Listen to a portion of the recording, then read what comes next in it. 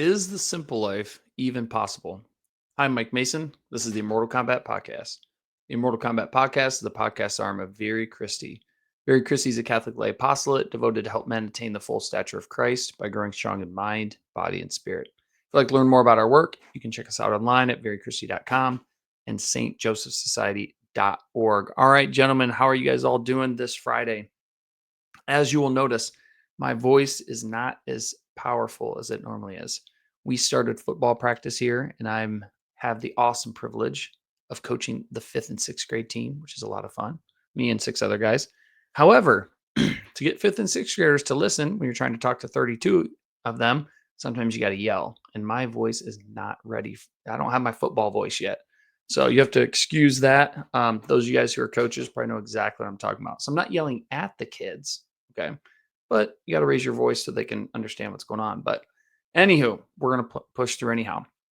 All right. This week and next week, we want to look at chapter 5, excuse me, of Transformation in Christ by Dietrich von Hildebrand. We are continuing to work through this series on his book.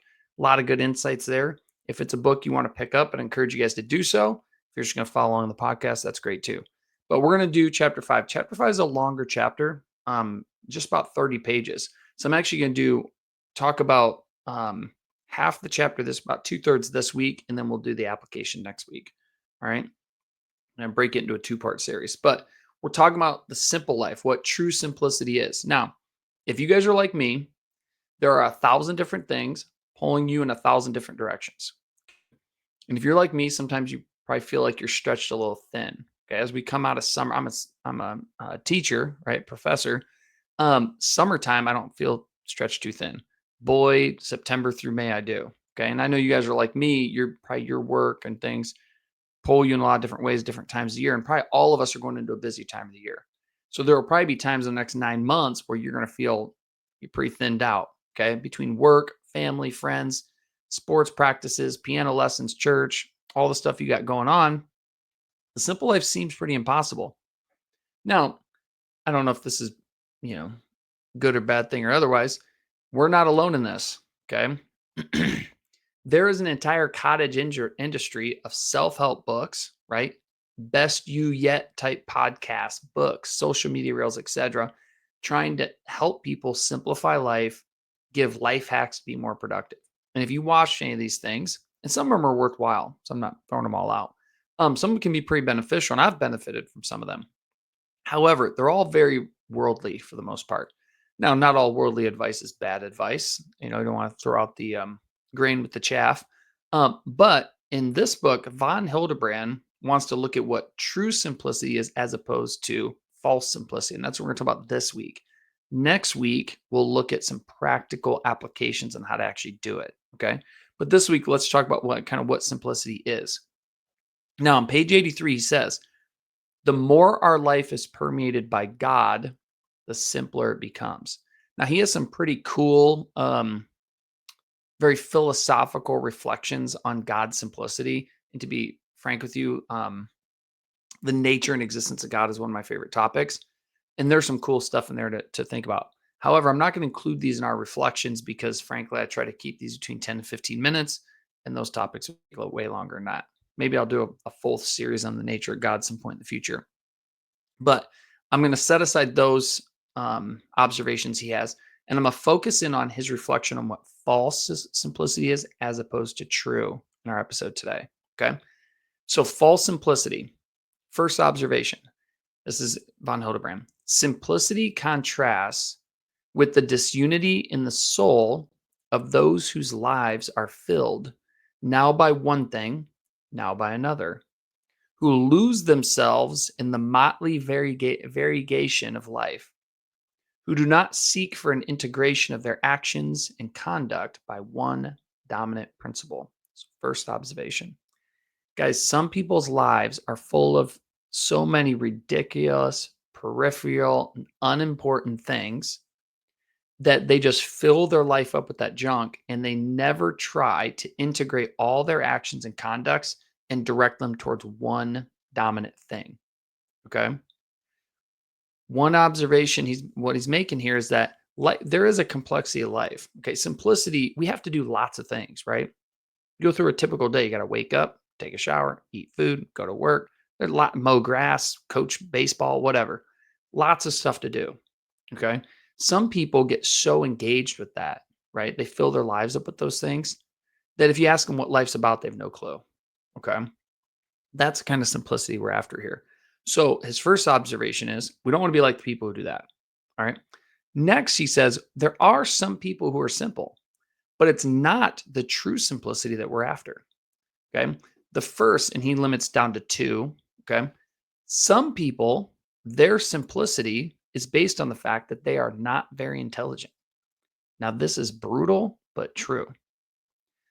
Some people not smart enough or they're not reflective enough to think through the complexity of life to what the one true thing actually is. Guys, to live a truly simple life, you have to reflect quite deeply on the complexity of life to pierce through what actually matters. The complexity of our natural lives, right? Meeting our natural biological needs, roof over our head, food in our belly, clean clothes to wear. That's complexity. Add to that the complexity of your work life. Add that to the complexity of your community life. Add that to the complexity of trying to learn how to be a morally good person. Add that to the complexity of the political complexity. At We could go on and on. There's a lot of complexity in this world. Some people are simple. You say, "What's life about?" And they give you these. They reduce life to these platitudes. Well, they do that because they don't reflect. Okay. Think of this like country music songs, right? Country music. What's life about? I get up early in the morning, do my job, drink my Coors Light, have a couple kids, go hunting, throw some change in the passing plate in church, done. No. Okay. No. Whatever decent advice may be in those songs, that's not what life's about. The fact that you reduce church to merely, throw a couple dollars in the plate or something, or some vague reference to God, this is not true simplicity. Now they think they're simple men, right? Well, I'm a simple man because life's just about the X, Y, and Z. No, no, no, no. It's either they're not smart enough or they're just unwilling to think through carefully what life's truly about. We don't want to be like that. Okay. So that's the first type of false simplicity. Second type, some people are just childlike, not childlike in the good sense of like innocent from evil type thing, like what Jesus talks about, be innocent as a dove, um, and a wise like a serpent. A childlike person in this sense is they're just unwilling to grow up. When he wrote this, one of the things I thought about when I was reading it was of the hobbits in the Lord of the Rings. If you've read the book or seen the movies, hobbits are simple creatures. And there's a lot about their life that is pretty awesome, to be honest with you. Tolkien loved them as his favorite characters. I mean, they live in the rural area. I'm a big fan of rural areas. They're simple in the sense that they like gardens and growing things and having a pint in the pub with their friends and things like that. Okay. Those are all fine and good. All right. What's the problem with the hobbits? They refuse to grow up. And so one of the main themes of The Hobbit and The Lord of the Rings, at least for the hobbits in those stories, Bilbo and Frodo and others, is that they need to grow up. When they go on these adventures, Gandalf is giving them an opportunity to grow up. Guys, some people are simple because they refuse to grow up. Okay. And I was trying to think of an analogy to kind of help pull these pieces together. Let's go back to the mountain analogy I've been using. Life gets simpler the closer you reach a summit when you're climbing a mountain. Why? Because there's fewer paths to take, or if any at all. It might just be one path to choose from. The route is arduous, but the way forward is clear. And then the higher you get, the more you can see, right? So the simplicity comes with kind of an abundance, which is kind of a beautiful thing. Well, let's go back to our two types of guys here. The unintelligent, unreflective man chooses a trail, but he just sits at the trailhead, puts his seat down on the trail, looks at the trailhead, looks at the trees, and says, "What life's about is that trail, those couple trees there, and I'm just a simple man." Okay. No, think of what you're missing when you reduce life to that. You're missing the summit, you're missing the vistas. It's not a good type of simplicity. The guy on the top of the mountain has a simple life. So does the one at the bottom. Which one's a true simplicity? What about the childlike man? Well, he just sits in the parking lot playing in puddles. Okay. He maybe gets out of the car, maybe just sits in the car with his iPods in and listens to music. The childlike one just refuses to go up. Why? Because it's too difficult. The basic error, this is von Hildebrand. The basic error of all false simplicity lies in the assumption that it is a simple thing to have true simplicity, and it isn't. Guys, we need to be reflective enough where we see through the complexity of life to find that one thing. What is the one thing that unites all things? You have to think seriously about life. If you're a guy who thinks, or your buddies or somebody in your workplace thinks what life is about is getting a 401k and getting a nice house in a nice neighborhood and going on beach vacations to Florida every year and throwing a couple dollars in the passing plate, they don't know what life's about. They just don't. Okay. If they think voting Republican or whatever political party you take, or if that's what life's about, you don't know what it's about. We need to be able to see through the multiplicity to authentic simplicity. And what is true simplicity that Hildebrand lays out? There's 3 points I took from his book that I'll pass on to you, and then we'll call it a day. True simplicity comes from a single hearted devotion to God. Guys, God is the one thing that will never go away. Everything is ordered towards Him. Your work life, your family life, your leisurely life, your political life, your moral life, all of it goes towards Him. You have to be able to see through the complexity of life to see the source of all that complexity, which is God Himself. Okay. And you have to see that the only goal on your deathbed that will be left is attaining Him. Everything is for God. Second, this true simplicity of single hearted devotion to God, this true simplicity engenders abundance. A lot of people think that when you focus in on Christ, you focus in on God, life becomes boring and dull. Exact opposite. Okay. A life devoted to one high devotion is more abundant and more rich than one dedicated to a ton of peripheral, unimportant things. Your life will become more abundant the more you commit it to our Lord. Okay. To use some analogies, think in sports.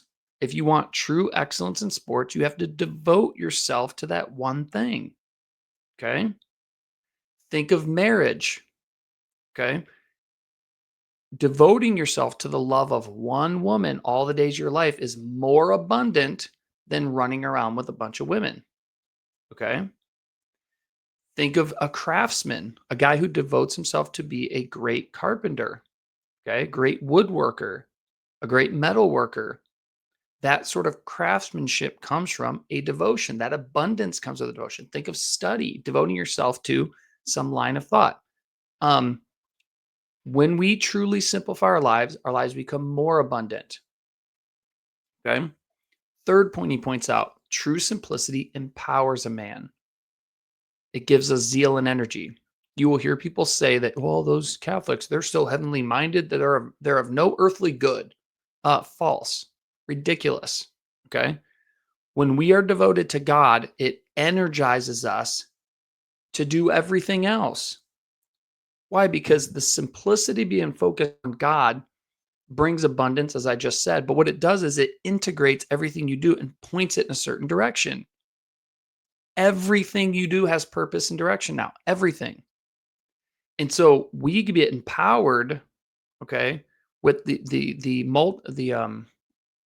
varied things in life become integrated and directed towards this one goal, which empowers us. All right. And so, what I want to encourage you guys is this true simplicity. Think carefully why God is the one necessary thing. All right. We have a 6-month unit coming up on Intro to Spiritual Theology. I'll be dropping that and starting here in December. Check that stuff out. Okay. Study through it. Our moral theology. We talked about the nature and end of man. The end of man. We talked about these concepts too. Check those things out. We need to think carefully about what that one thing is. And then once we do it, we put all our energy towards it. Now, I want to give you guys some advice, some from him, some of my own thoughts on how to actually do this. Okay. I'm going to say that for next week. I'll leave you with this meditation and then we'll call it a day. Matthew chapter 6, verse 33. Jesus Christ says, but seek first his kingdom and his righteousness, and all of these things shall be yours as well. Guys, all the worries of this world, all the variety of things in life we have to do, fix our eyes on Christ, fix our eyes in his kingdom, fix our eyes in becoming holy. He will take care of the rest. All right. And that is an encouraging thought. So I hope you guys have a blessed week. Hopefully this helped you. Get to Mass on Sunday, lead your families well, and we'll talk to you next time. God bless.